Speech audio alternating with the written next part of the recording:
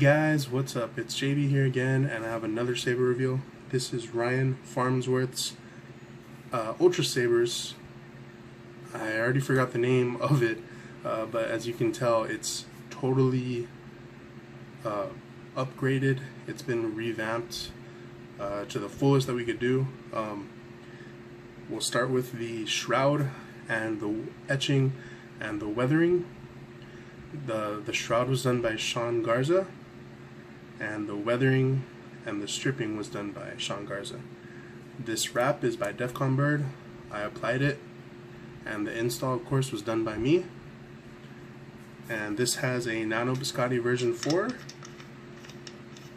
with a 16mm white lit momentary switch and a GOTH 3D Designs chassis with threaded rods and a 2-watt bass speaker. And there you go.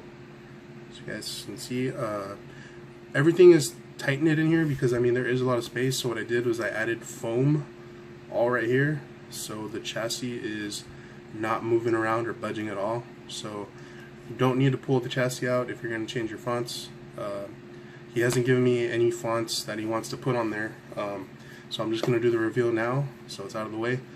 But I did edit the colors for him. I did a purple, a blue, and a red, and I did the flash on clash colors to a light purple, and for the purple I believe I did it like a darker, more red purple. So yeah, there you go. Other modification I did to this hilt,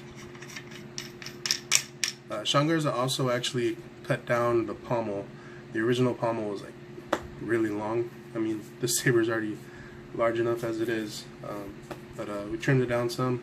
I also drilled a hole back here for the recharge port. I figured, you know, it'd look or it'd be more easier, you know, for the customer to have the recharge port outside rather than inside. So I put it on the outside for him, and doesn't get in the way of anything, so should be good on that. Did I put the, don't know if I put the what do you call it, the SD card back in. Hey guys, sorry about that. I had to do a jump cut. I forgot to put the SD card in, and I was looking for it, so I found it. So now it's powered on and it's working. So I just want to get the boot up again for you guys. So there you go. Everything's default, like I said. So I'm just going to show you the colors. So we can already actually put a blade in. And he wasn't really specific on the actual purple that he wanted. So I kind of did my own mix. And my version of purple that I really love, which is a deeper kind of purple. And with this LED setup, it's a royal blue, red. So I was able to achieve that. Whoops. I was able to achieve that with this color setup.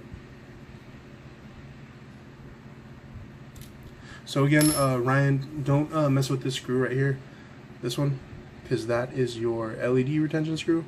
That's your blade retention screw. That's the one that you want to be loosening up. So here's the purple. I'm going to turn the light off. Boom, there it is. So I hope you like this purple, because this is like my favorite purple in the world. And there's your flash on clash.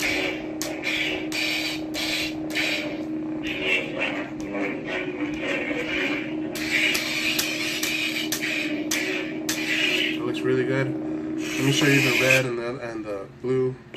Standard red and standard blue.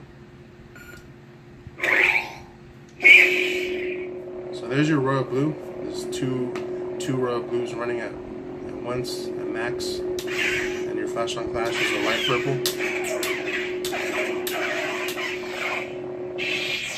And then we'll go with the red, and the flash on clash color is the same as well. So here's your standard red.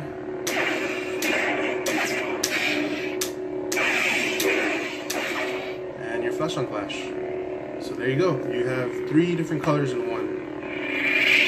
And I know Ryan was telling me that he didn't have a purple saber yet, or a red saber, so now he has both. And here's the purple again. It's a really nice purple, I like it. In person, it looks more, what's the word? More pale, but it looks really, really good. It's a perfect purple, in my opinion, and it looks really good in photos and on camera.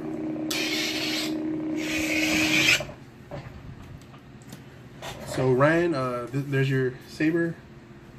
I hope you enjoy it, man, and hope to see you again.